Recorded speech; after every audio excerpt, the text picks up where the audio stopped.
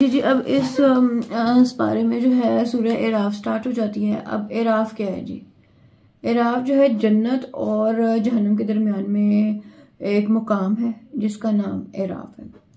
जिन लोगों के नेकी और बुराई का पलड़ा बिल्कुल बराबर होगा वो एराफ के मुकाम पर रहेंगे। ठीक है। अब इस बुलंद मकाम पर खुदा के कुछ खास बंदे इस गर्ज से जाकर खड़े होंगे कि अगर अब भी कुछ लोग जहन्नम या एराफ के मुकाबिल सिफारिश हों तो इनकी शफाअत की जाए। यानी कि कुछ अल्लाह के खास बंदे, जिनसे मुराद कौन हो सकता है? आप सोचें, आपकी अकल क्या कहती है? जिनके लिए अल्लाह ताला ने इस दुनिया को कायम कर दिया, अहले बैत। यहाँ इस मकाम पे होंगे जी मौला अली, मौला अब्बास, जनाब हमजा, और ज्यादा मेन इनकी तरफ इशारा किया गया है।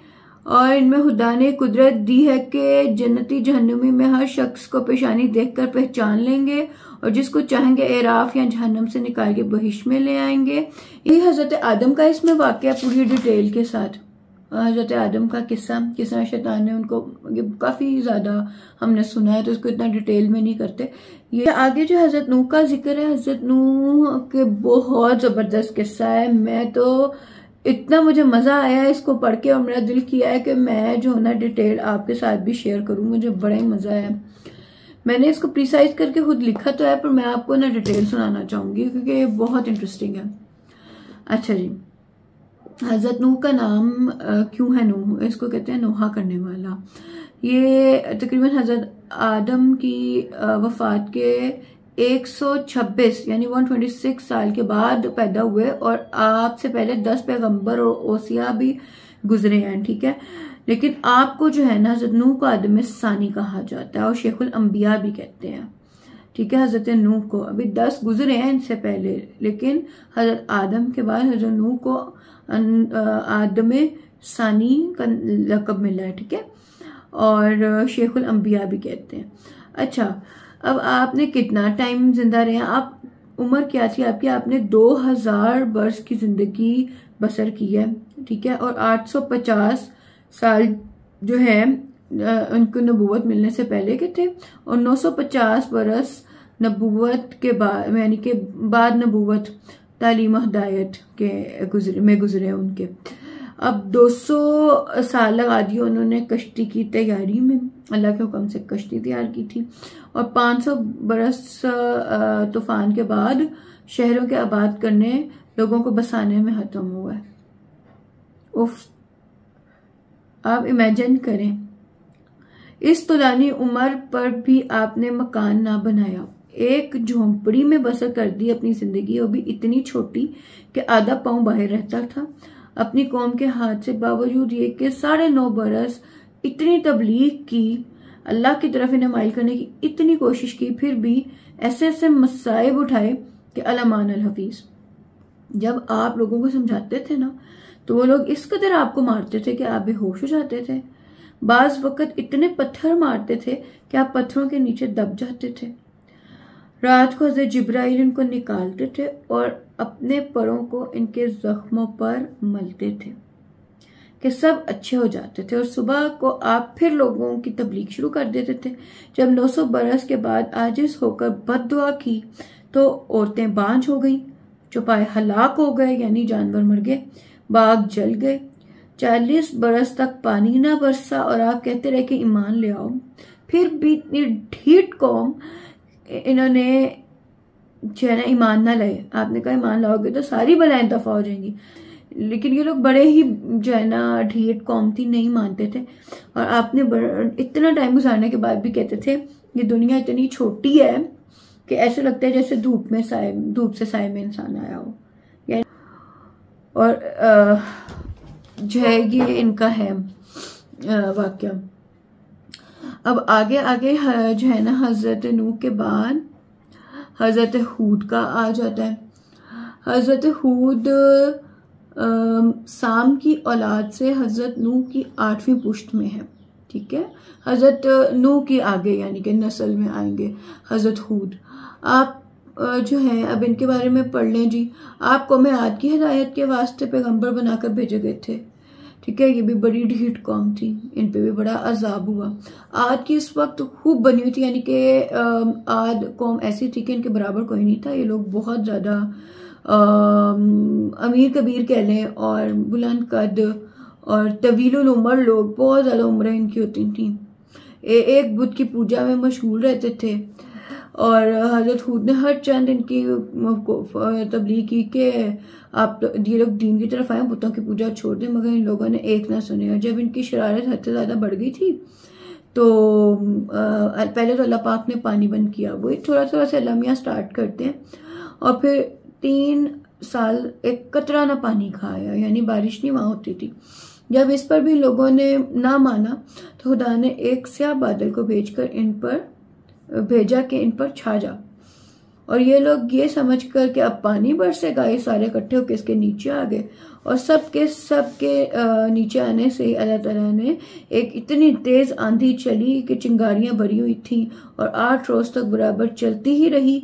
और वह इस शिद्दत से कि बोझ से लदे हुए ऊंट को ऊपर ले जाती थी और उठाकर जमीन पर दे मारती थी। यानी कि आंधी इतनी सावत होती थी कि लादे हुए ऊंट भी आसमान पे उड़ जाते थे, कितने हैवी होते हैं, फिर भी वो उड़ जाते थे। और फिर अल्लाह जमीन पर ठा मारता था, हत्ता कि एक बुढ़िया सुरंग में घुस गई थी और उसको भी वहां से निकाल कर फेंका। गर्ज ये कि चहार शंबा की सुबह से शुरू हुई थी और दूसरे चहार शंबा की शाम तक रही और सारी कौम को हलाक कर छोड़ा, और एक बंदा भी इसमें बाकी ना रहा। और हजरत हूद जो है वो अपने चंद साथियों को लेकर पहले ही यहां से निकल चुके थे। अल्लाह ताला ने उन्हें बता दिया था। अब जी हजरत हूद का भी हमने वाकया पढ़ लिया, अब आ जाए जी हजरत सालेह का वाकया।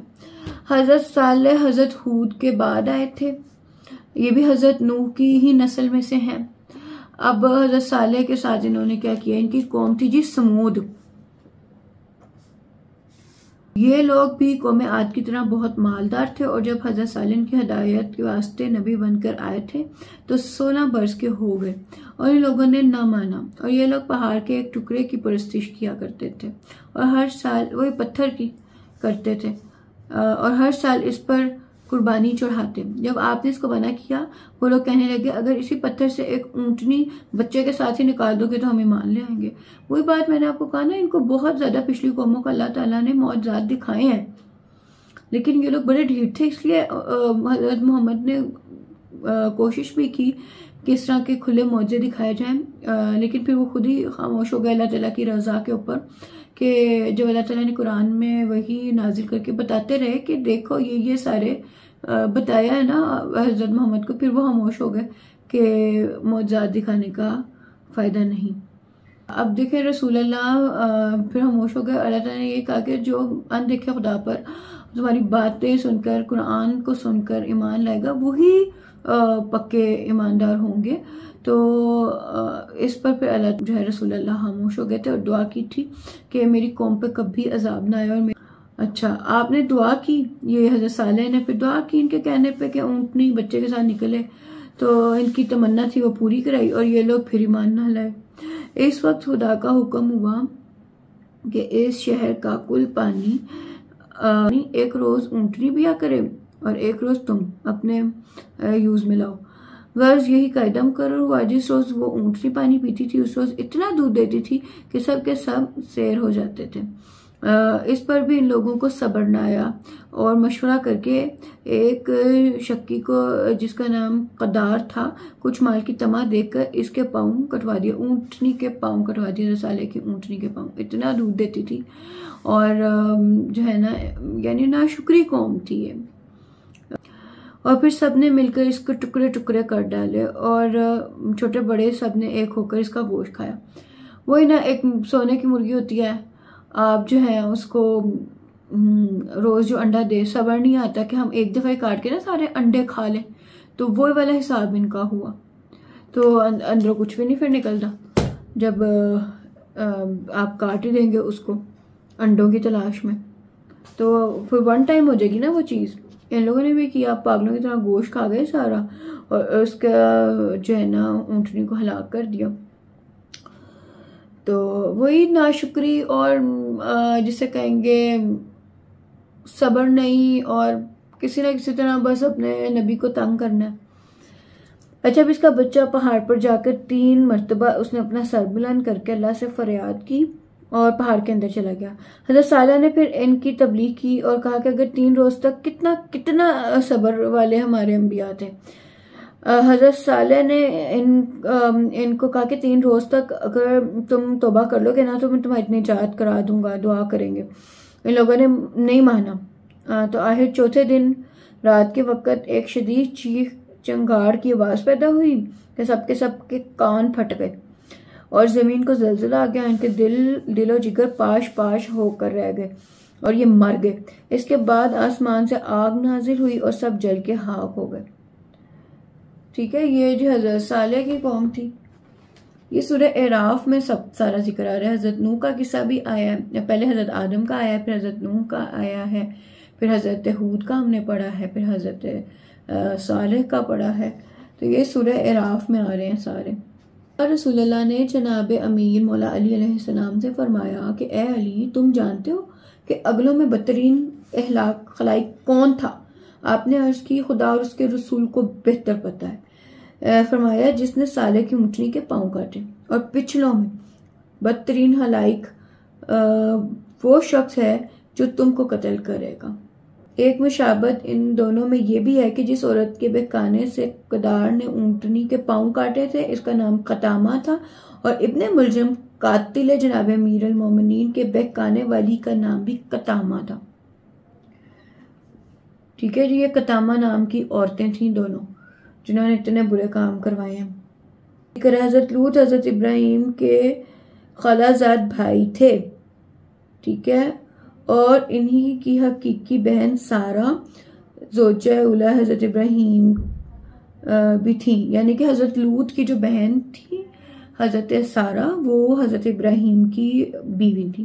ठीक है, हजरत लूत अहले मुतफ़क़ात की हिदायत के वास्ते नबी बनाकर भेजे गए थे और इनसे 5 शहर आबाद थे, जिनमें सबसे बड़ा सदूम था। ये लोग मिस्र और शाम के दरमियान शाहराह पर आबाद थे और हद दर्जा के बखील लोग थे, कंजूस थे। मुसाफिरों की आमदोरफ्त से भी इन्हें चिढ़ होती थी। यानी बखील जो वे, कंजूस तो वे, गुजर रहा है कोई मुसाफिर तो सब्र नहीं आता था, और शैतान ने इनके कान में फूंका कि तो मुसाफिर तुम्हारे पास आए तो तुम इसके साथ गलत काम करो, इसे लूटो। तो ये कौम जो है ना फेले बद की तरफ चली गई। ये जो है ना आदमी आदमियों के साथ हो गए सेट। तो ये यहाँ पर ये कौम बड़ी तबाह की थी अल्लाह ताला ने। हजरत लूत, इन पर अल्लाह ताला का बड़ा गजब पड़ा। हजरत जिब्राइल इनके शहरों को अपने पैरों पर उठाकर लेकर आसमान तक लेकर और वहां से उठा के जमीन पर फेंक दिया कि सबके सब हलाक हो गए। और जो लोग इस शहर से बाहर थे, इन पर पत्थर का मींह बरसाया और यूं ये लोग हलाक हुए। इसकी बदकारी के वास्ते बस यही बात काफी है कि जो लोग इसके मरतकब हों, इनकी सजा शरीयत ने यह करार दी है कि फाइल और मफूल दोनों को कत्ल करना चाहिए, या इन पर दीवार गिरा दी जाए कि दब के मर जाएं, या बुलंदी से गिरा दिए जाएं, और जब वो मर जाते हैं तो इनकी लाश कब्र में नहीं रहती बल्कि कौम लूत के साथ पहुंचा दी जाती है, और इसका हशर भी इन्हीं के साथ ही होगा। हाँ जी, आगे जी हजरत शुएब की बात कर लें जी। हजरत शुएब हजरत इब्राहिम की औलाद में से हैं और ये अहले मदीन की हिदायत के लिए आए थे।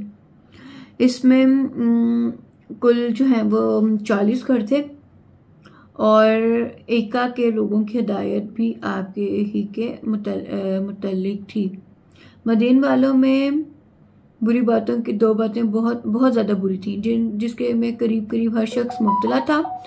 एक राहजनी, दूसरी नापतोल में ज़्यादा लेना और कम देना। और जिनकी हिदायत के वास्ते आप मबूस हुए और आपने हर चंद कोशिश की मगर लोगों ने ना माना, तो खुदा ने पहले इनमें सख्त से सख्त गर्मी पैदा कर दी कि वो लोग सरदाबों यानी ठंडी जगहों में भी चैन के साथ ना रह सकते थे। तो फिर अल्लाह ताला ने ना एक बादल भेजा, ये लोग सारे नीचे आ गए कि बारिश होने लगी है। तो इसने सारे शहर को घेर लिया बादल ने, और फिर वही बात हुई कि एक चीख की आवाज़ आई, ज़मीन को ज़िलज़िला हुआ, आग बरसने लगी, सब हलाक हो गए। आपके मौजज़ान में से ये था कि आप जब पहाड़ पर चढ़ना चाहते थे, हज़रत शुएब की बात हो रही है, तो पहाड़ की चोटी ज़मीन से आ लगती थी और आप चढ़ जाते थे। बाज़ रिवायात से ये मालूम होता है कि हज़रत मूसा का असा आप ही का अतिया है और हज़रत मूसा के कब्र आपके पास इससे मौजज़ात ज़ाहिर होते थे। हज़रत शुएब के पास था हज़रत मूसा का असा, हज़रत मूसा से पहले, ये कुछ रवायात में है। ठीक हो गया।